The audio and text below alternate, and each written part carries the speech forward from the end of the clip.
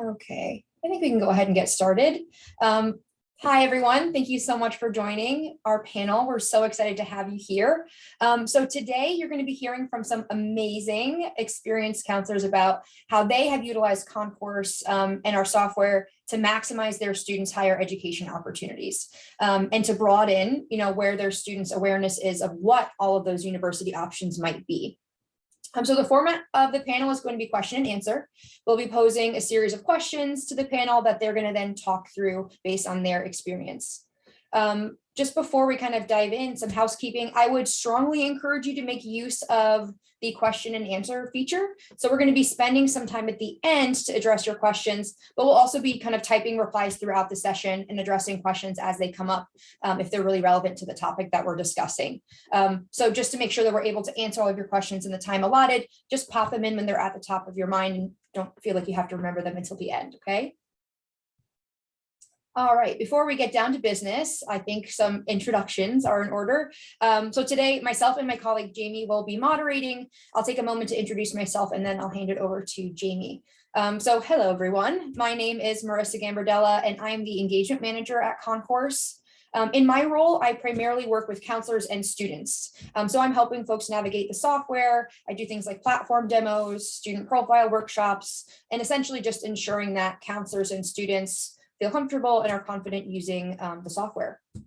Prior to joining Concourse, my background is in international admissions and international student programming at a couple of different institutions in the US. I'll pass it over to Jamie. Great, thank you. Hi, my name is Jamie Conkey. I'm the VP of Operations for Concourse Global. In my role, primarily, I mostly work directly with the universities who are using our platform, getting them up and running, and then I also run all of our global match events that we're going to be kind of referring to throughout our chat today. Previously, similar to Marissa, my background is also international admissions, recruitment, and marketing. Thanks for joining. Yes, awesome. So before we kick things off, I promise a very brief introduction to Concourse for those who are unfamiliar. Very simply put, we're a technology platform, and our design is to help expand university opportunities for students wherever they might be in the world through this process that we've created. And the process exists to help them better understand what all of their options are. Our mission as a company is to create an environment that provides equal access to higher education opportunities for students around the world. In a nutshell, kind of on Concourse, students don't apply to universities. It's like universities are applying to them. And what today's panel will explore is how this really kind of unique and different process impacts the way that students and universities connect and the way that their counselors kind of facilitate that through the software. See, I promised it would be brief. Okay, so without further ado, let's get to our panel. So I'll let our panelists introduce themselves. I've sorted us alphabetically. We kind of just work from left to right. So just I'm asking you to each please introduce yourself and your school, and maybe talk a bit about your student body, kind of your counseling style or curriculum, and that sort of thing. Thank you so much to all of you for joining before I hand it over and offering to share your experience and your expertise as well. Heather, you want to get us started? Sure. Hi, I'm Heather Thompson-Cavalli. I am the University and Careers Counselor at the Lyceum Alpinum Zwolle in the southeastern section of Switzerland, but we're very remote and we're in the mountains. We have about 300 students. We offer both the IB-DP, IB-CP curriculum, as well as the Swiss Matura curriculum, and we're bringing in the IGCSE in our international section. And this graduating class with a mixture of both the Matura and the IB. We had 51 students. Next year I have 73. I'm a careers counselor only, not the social emotional. I don't have any dedicated time to college counseling, and I just recently got this office built into 100%, moving into 120% with a colleague coming in. And my first time using Concourse was in the late winter of 2021. And pre-COVID, we are so remote, we had very few visits to begin with, but we would take advantage of a big fair in Zurich that the CIS put on, and I would get a lot of schools to come once a year. And since COVID, nothing. This year, we only had 2 schools visit. So it's really hard to connect with universities in person regardless, and COVID made that a little more intense. That's me. Thank you, Heather. Michael, would you like to go next? Hi, my name is Michael. I'm the team lead at the International School of Beijing in Beijing, China. Our high school, our school overall is about 1,800 students. We have about 450 in the high school, which puts us somewhere in between 100 and 120 seniors each year.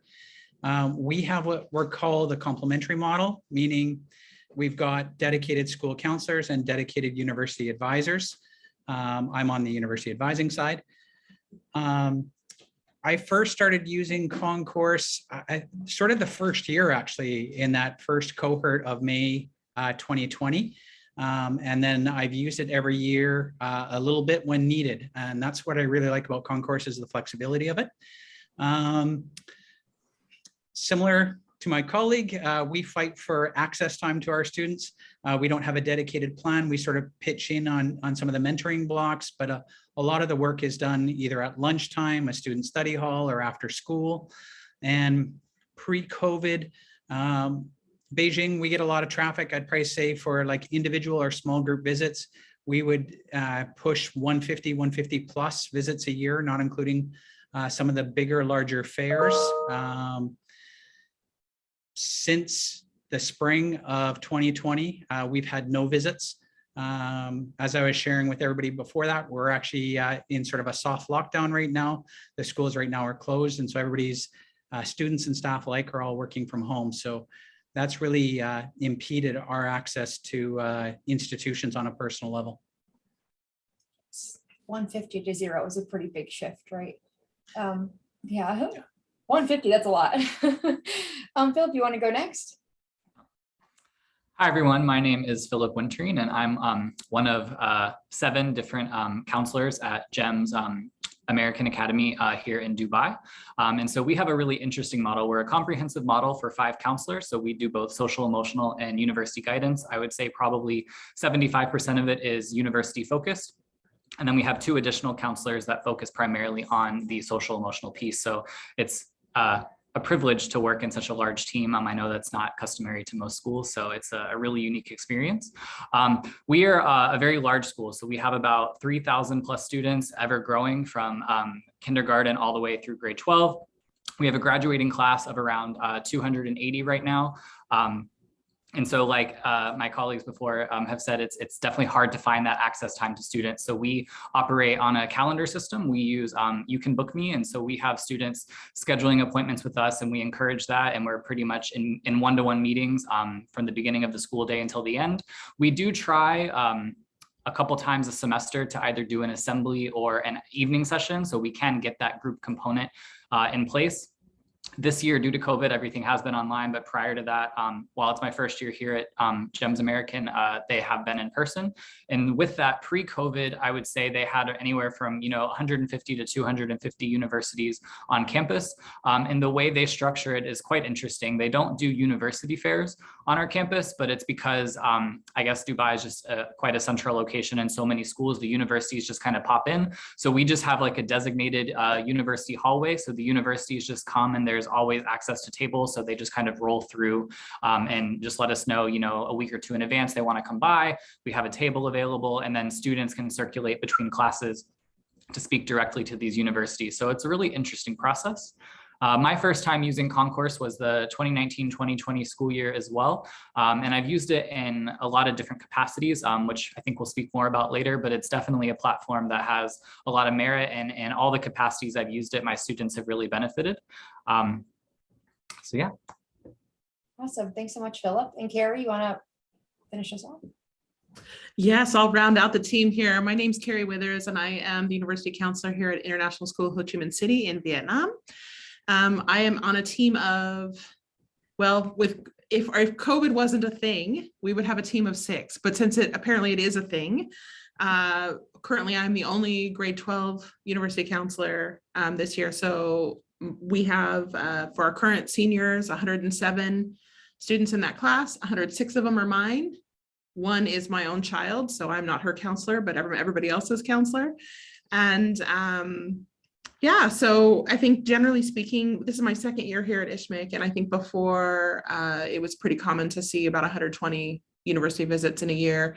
Since COVID, of course, that's not how we roll. So we really have relied a lot on the online format with university fairs. We use Maya Learning is the platform that we do a lot of our work with. And so, but that's sort of a file cabinet for keeping information. It's not necessarily the way that you connect with universities. So that's another way that Concourse has really helped us out. What are my other little questions here? So again, I'm pure university. I don't do those emotions. Just kidding. I can, but the way that our model is set up is we have really this year it's supposed to be 1.5 dedicated university and then 2.5 dedicated social emotional. So we're just kind of rolling with it as we do. And we started using Concourse. So this is our second full school year using them. So I think we came on board would have been in September or so of 2020. And so this is our second graduating class that has had access to the program. Awesome. Thanks so much, Gary. And you can definitely see on my face, I've never been a counselor, so I'm shocked by the numbers of universities you all have visiting. But that's great that you have so many folks coming through, I guess, prior to COVID.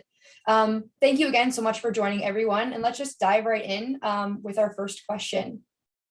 So as we all discussed, it's no secret that the pandemic has greatly impacted almost every aspect of our lives, right? It's not a stretch to say it's influenced all of our personal lives or professional lives, especially in our industry. Students were impacted tremendously. Like their learning was disrupted, the way they connect with universities was disrupted, their plans were disrupted. And on the other side of this, of course, universities aren't able to visit and to connect with students.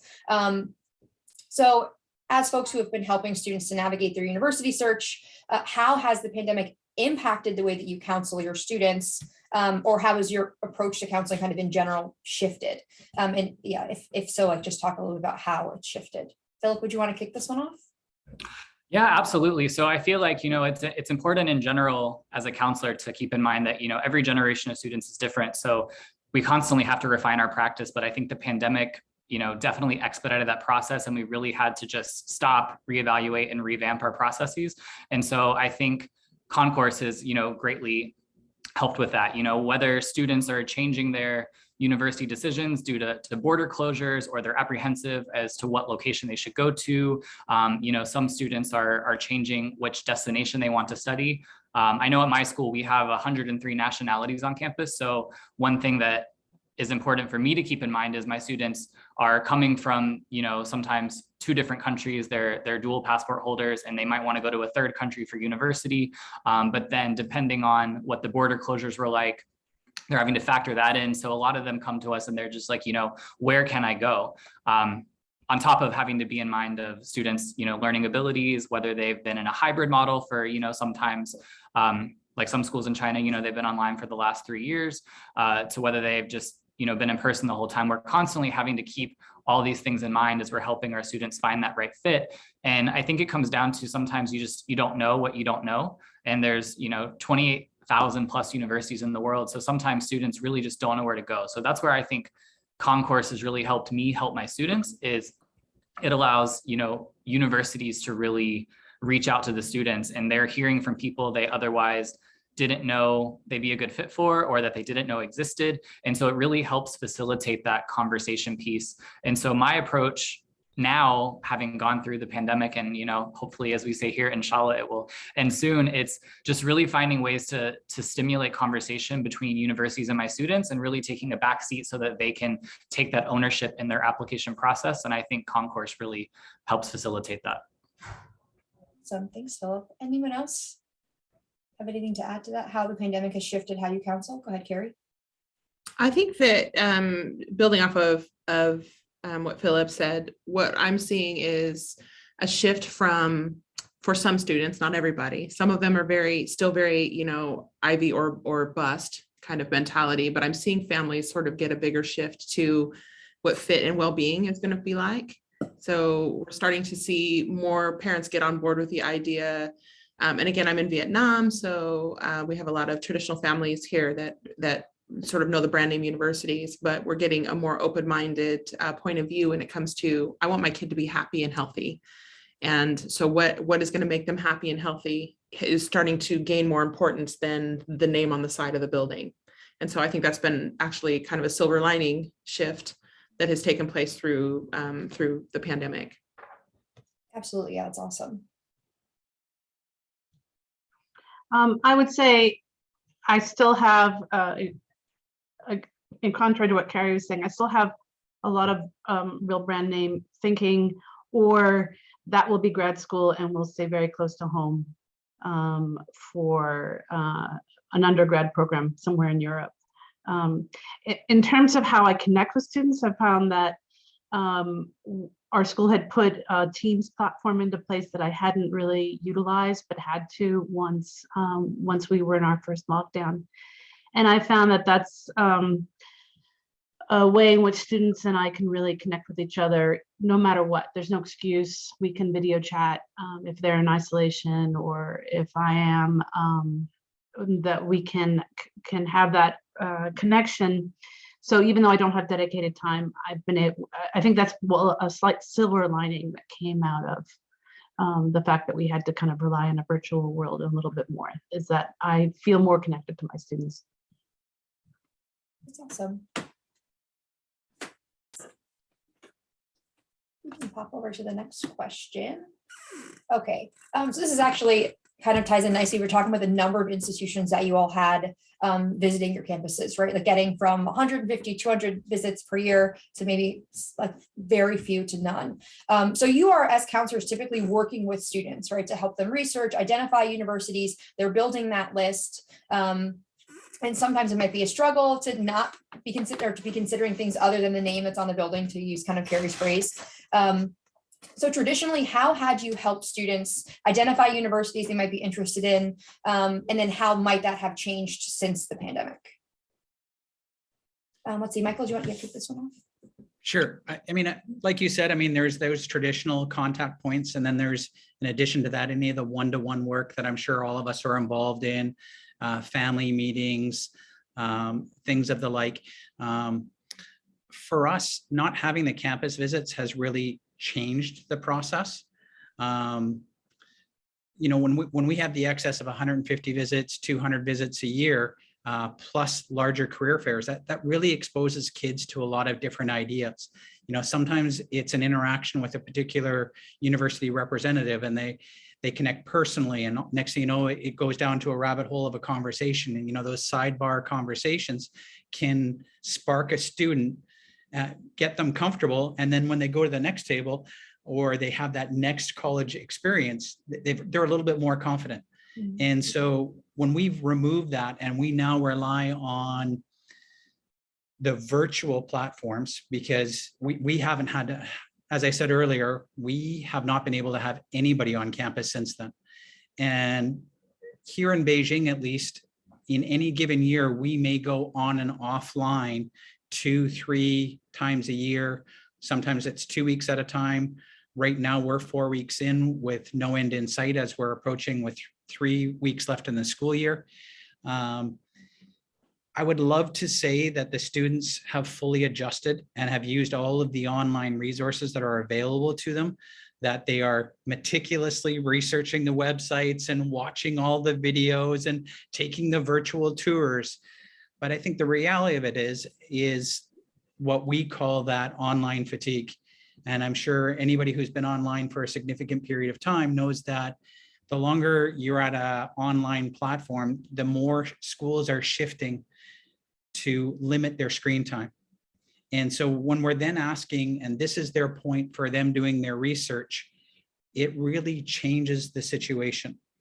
What we have found is that while we offer almost, I would say, equal amount of virtual events that we did in-person events, our student participation is significantly lower. Even our big brand name schools that would draw 60 to 70% of the senior class, we might have, for those same schools online, 6 to 8 students participating. And I think that just goes to show the state of mind of where the students are. And why that's so important is because I think what it's created in this, from the traditional sense to the online in the pandemic, is what the students are considering to be reliable resources. Here in Asia, at least, reputation and rankings has always been a very prime feature. I think any counseling program within Asia spends a lot of time talking about fit, as has been mentioned by my other colleagues, but it's a real struggle here to have them work beyond that. And when we don't have that on-site collaboration of them being able to form those relationships and discussions with the universities, it sort of tucks them back in to going with what they know. And they pull out the ranking tables and they talk to family, friends. And as I'm sure what you can imagine, when we're still having family meetings, we haven't been able to have parents on campus either. And while students can attend, our access to parents has been very limited and reduced to online. And so it's really shifted to like, I've never heard of that school, or it doesn't appear in any of my research. And so the other side effect that we've seen that's been a shift during the pandemic is an increase in looking for external advising or independent counseling, something that we really hadn't seen before.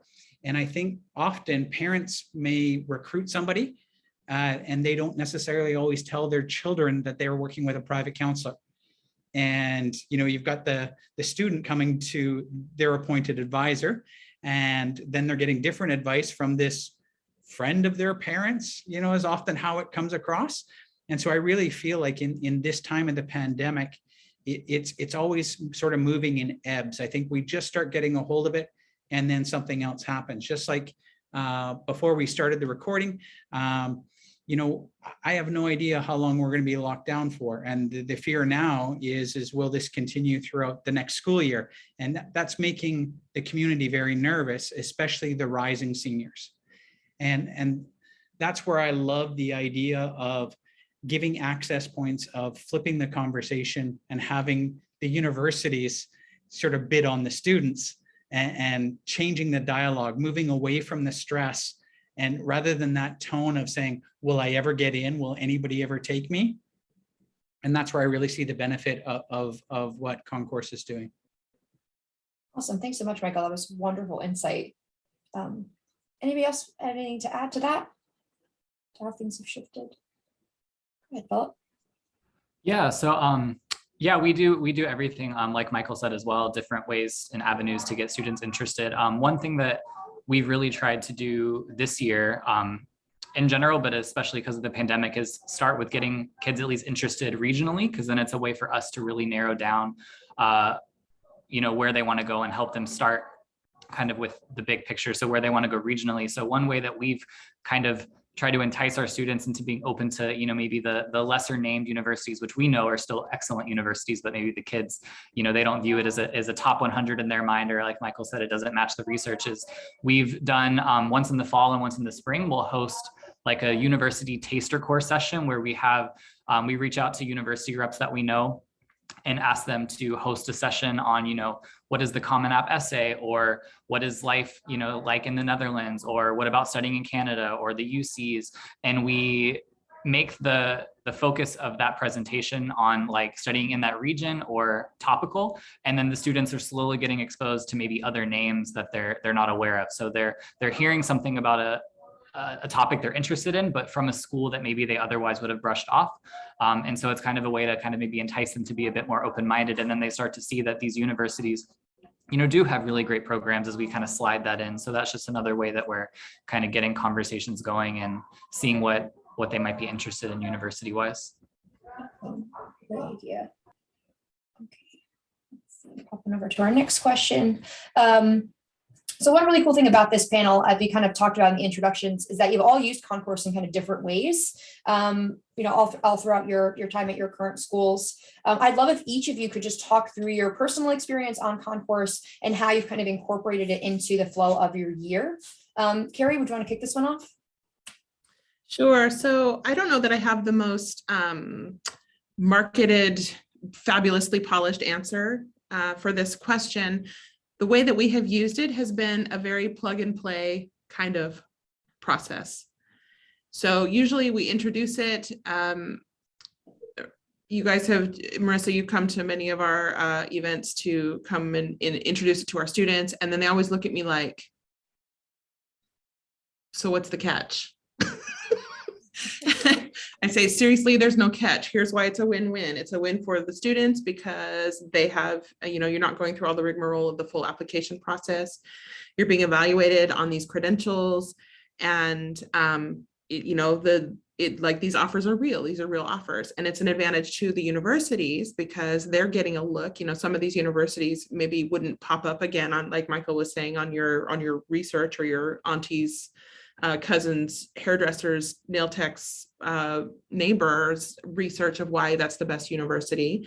So instead, they're getting some conversations with some universities that maybe they wouldn't have noticed before, who are really wanting them.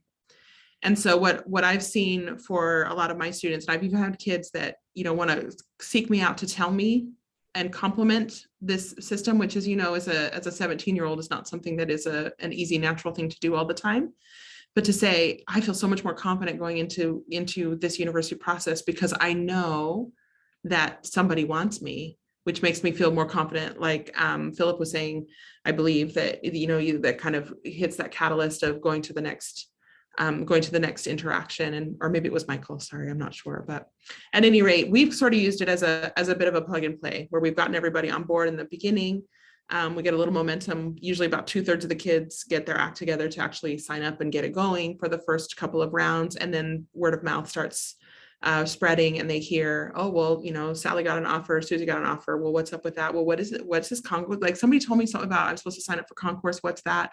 Oh, yeah. Okay. Now you hear me. And so then they come in, and it is a big, it can be a big game changer. It can be a real shift in the mentality of the student from feeling like, they're drowning to wait a minute, and it's not about, how many CAS projects I did or how many times how many service projects I did. It's about my credentials. It's about what I want, the programs that I want to do, and how well it matches me. And this person is talking to me because they want me at their university. And the confidence goes way up. And so then they're kind of like walking with a little more swagger as they walk down the hall. Like the whole thing feels a lot, it's just a really positive experience for them, nothing to lose. So that's why we've kind of done it as a plug and play from the beginning of the year. And then we tend to have kids kind of as more decisions come in for them and they start making their own decisions, they tend to drop off. But it has saved some bacon of several of our students before, either early in the process or late in the school year as well. Awesome. Thanks, Carrie. Michael, would you want to go next? Sure. Yeah, I've traditionally used it as part of the global clearing process. So let's say at the end of the year, I have a kid who has 1 or 2 offers and maybe they only got into like their safety, despite all of the conversations that maybe your list was a little bit too high and a little bit overconfident in their list. That's when I generally use Concourse is at that part of the year. So I use it a little bit later. But what I love and appreciate is the ease of the interface. It's really no extra work for me. When you're sort of like trying to help other kids, decide on where they're going to seat deposit or, the visa process or getting that engaged. It really is, as was mentioned, a sort of a plug and play. I share the link to sync them to my account. The student goes in, I'm notified when it's done. I approve the app. And then I'm very, that's where Marissa, even like this year, right? I was asking when is the next date? And I knew, so did the student, the exact date that they needed to be listed so that they could be available for the next global clearing. And, sure enough, within 24 hours of that date, the student had received multiple offers. And in fact, the student got, I think, 2 more offers today. So as they went through that process, they went from being like, oh, I guess I'm going to this one school to all of a sudden now where they've got 9, 10 legitimate offers. And 2 of them were pretty significant scholarships, one at 50% and one at 80%. And so, again, I think it's just that flexibility of, it doesn't matter if you're using it as a supplement or an add-on or a safety net, there's just a little bit of something for everybody. And that's really what my draw is to using the service. Awesome. Thank you so much, Michael. Heather, would you want to go next? So I've done both. I started with the global clearing in the late winter with some kids who, after Marissa had come to speak at one of my regional Zoom meetings, the counselors in our country, and introduced us to this platform. I immediately had kids in mind who, maybe would be willing to try this out, and it was a huge boost for them. They were waiting on the applications or hadn't yet made a couple of applications, but to realize that they really did have something of value in themselves to offer to a school, and it was a really eye-opening experience. One even had some interviews, and so when Marissa invited us to participate in the Blue Skies, I had students do that this year. I had a very small cohort, so it was easy kind of to manage. And it was a really interesting experience. But what was really good about it was my GAP students who didn't have as much hands-on time with me because they weren't here with me, but they were able to see the multiple offers that they got. One will be attending a university that she got an offer from. And it's just whether they're current students or former students, this was a really interesting opportunity for them to learn more about different universities across the world. It's been an interesting program. Awesome. Thanks, Heather. And then Phil, would you like to wrap us up? Yeah, I've used it in multiple different capacities. Back a few years ago when I was in Vietnam, we did it as sort of like a mandatory component where we wanted every single student at the very beginning of the year or like juniors at the end of the previous year to kind of have an account. So we would collectively onboard them. And it was just kind of something that we encouraged them to use alongside whether they were applying on Common App or directly on universities' websites. It was just something that we wanted them to use so that they had that consistent conversation piece with universities. And like Michael and Carrie and Heather said, it really boosts confidence when the universities reach out to the students, even if it's a university they haven't heard of or maybe they won't consider. It really does boost their confidence, realizing that they do have worth to universities. And it was also a really good way for there to be transparency with scholarships because they kind of know upfront, what financial offers they have on the table. So it really just gets their wheels turning in a way that no other platform does. And then here in Vietnam, we kind of have students going all over and using so many platforms. We use it in a different aspect and it's kind of case by case. So when I have students who are, really unsure of what their university home looks like, what is right fit. And they're just kind of like, I think I want to end up in the US or I think I want to go here. And they really just either don't feel like they're qualified to go anywhere, or they just really don't know. It's something that I do on a case-by-case basis with my students, as it's something we really just started this semester to kind of supplement what they're already doing. But in both capacities, I've had success, and it really has, I've seen that spark go off for so many students. And so, no matter what capacity I've used it in, there's still merit to it. Awesome. Thanks everyone so much for sharing your experience. I really think, do you have something, Jamie? Yeah, I have it. There was a good question that came in the Q&A box, and I thought this is actually a good transition question into our next question. But if you are unfamiliar with Concourse or how it works, I'll tell you right now, we do not share the list of participating universities with the students up front. And there was a counselor who wrote in our Q&A box and was asking about, I think she just is curious how you all explain to your students, how do you handle that question of like, what universities are on there? I know what Marissa and I typically say to that, and we have our answer, but I'm curious how, I'm sure you will get that question from students or parents. How do you answer it? I'll bring that into the next question. Maybe if you want to move to the next question, because it's interesting to try and explain this, but to answer that question about the list, I said, well, does it matter? You don't know what's out there. So why don't you find out who might be interested in you? When I think when I describe this process to students, first of all, or maybe to counselors, the impact it has on students, they really have to verbalize for themselves, and maybe for the first time in the process, they have to know what their interests are. They have to be put down. What do they want to study? You know, it doesn't mean that that's the only thing they're going to study, but what are they interested in studying? What are they interested that a campus has for them in an extracurricular way? What country do they see themselves living in? They could put lots of countries down. And in the end, they make lots of offers and realize, nope, that's not what I actually wanted. But it's the first time they really have to kind of put it down in black and white. And I think that's first process is a really good one. So that doing that like Carrie does in the beginning of the year gets them really thinking. And then the universities are the ones who say, hey, we think we match you in your academic interests. Oh, you're really interested in theater. We have a great theater program.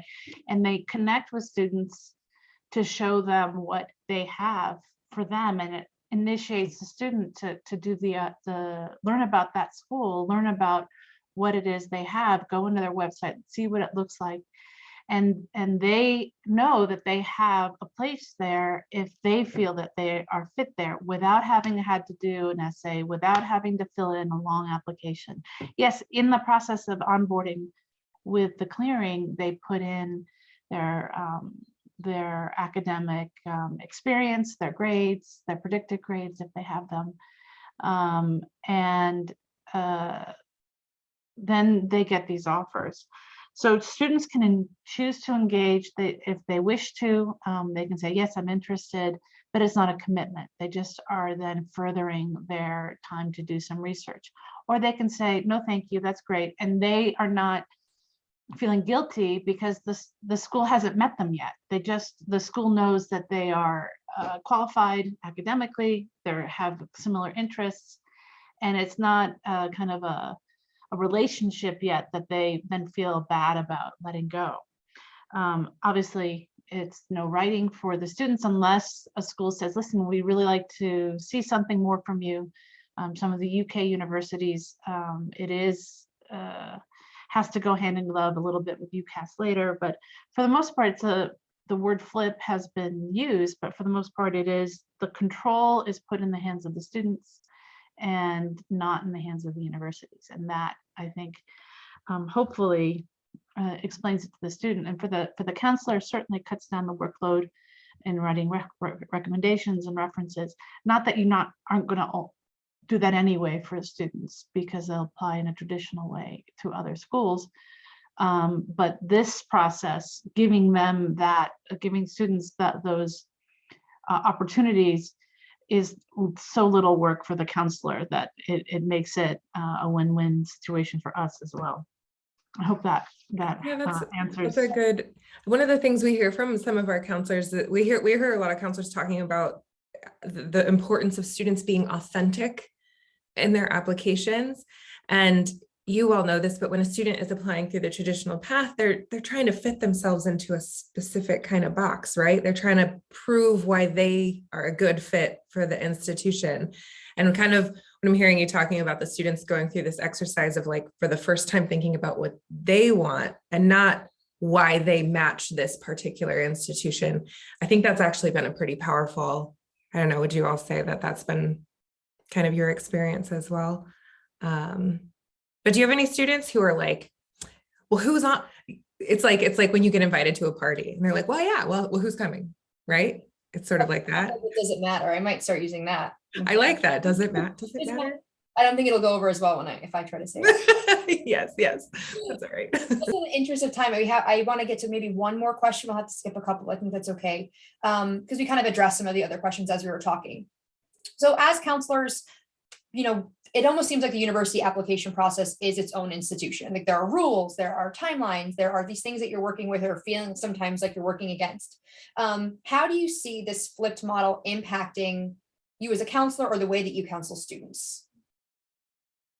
Michael, would you want to kick this one?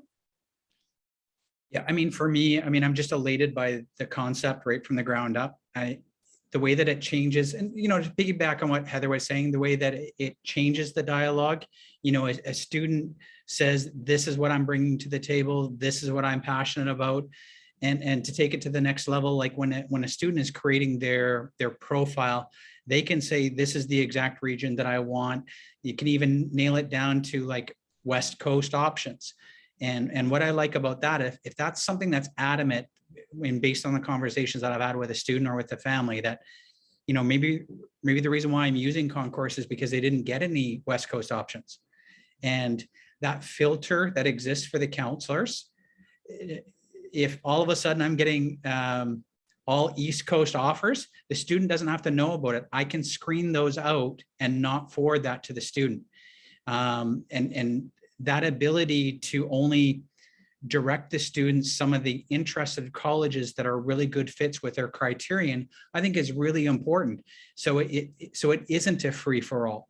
And I think if there are students who are in a situation where they really don't know what they want, having more options isn't a bad thing. But when there are specific things, if I see that an offer has come in for an art major, but the student wants engineering, that's not a legitimate offer. So if they've received other offers, I may not pass that along to the family.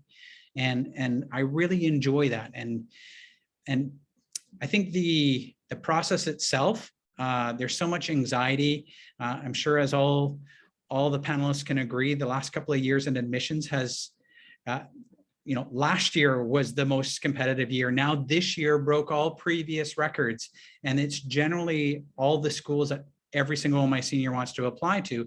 And in the time of the pandemic, it's become increasingly more challenging to get those kids into those big brand name schools. And not that the admissions isn't still happening that way, but it definitely maybe not getting as many multiple schools as one would hope, or what maybe a parent community expects. And so this idea of coming back really fits philosophically with our program of fit. And I think that's the real merits of it, is when a college makes that offer of admissions, it's an invitation for a conversation, that next level. Let's set up a meeting. Let's explore what we can work together. And I think it even encourages the colleges as well to really look at the student before they're making that offer. And then a student is also not committed to that process because they're still shopping. And in some regards, I think it actually promotes a better look at the school. I think the students themselves are really thinking, because now it's a real life offer on the table, whereas the way that the admissions process normally works, as Heather was indicating, is like, how do I fit into this box? How do I get the offer from you? They've already got the offer. Now it's a matter of determining, am I going to pursue it? Is this going to be where I'm going to see the best version of myself? Will it check my boxes? And for me, conceptually, if the college has done their work and they've made that offer based on what they've learned about the student, and the student says yes to that offer, I don't think there's a better win-win situation than that. That's what every guidance counselor wants. That's ultimately what every family wants. And I'm sure colleges want to bring that kid in that has actually selected them there and not been a second, third, or a last resort choice. And they don't know that through the traditional process. Whereas here, I think it humanizes the whole process. Awesome. Thank you so much, Michael. That was a great response. In the interest of time, I know we're even slightly over here. Just a few things to wrap us up. A couple of programs that we have available. We have partnership with CIS, which is an advantage to both CIS member universities who receive discounted services, as well as CIS member secondary schools. I think Heather actually talked a bit about our Blue Skies program, which is available to secondary schools and includes fee waivers for students, student profile building workshops where we would virtually join and introduce the platform to your students. If you're interested in those, if you're a university, if you're a high school counselor and you're interested in those programs, please reach out to us. And another quick plug, we have a professional development session coming up that's being run by an awesome counselor named Melanie Morehouse in partnership. I think her and Joan Leo are putting it together. It's an awesome opportunity. It's happening, I think, first week of June. We'll be sending everyone follow-ups after the session as well. But if you have any questions about those events or from the previous partnerships that I shared, please feel free to reach out to us. Okay, I know we actually addressed the questions, I think, through the chat, and also Jamie was kind enough to add that question into our conversation. Thank you so much to our panelists for joining. Thank you to you all for joining. It was a wonderful conversation. I really loved hearing about everyone's experiences. And again, if you're interested in learning more about Concourse, we'll be following up with you all. We'll also be circulating the recording to folks if they weren't able to join. You can visit concourse.global. You can reach out to Jamie or I. We're both very happy to help you along your path on Concourse. All right. Thanks again so much for joining. Have a great rest of your day.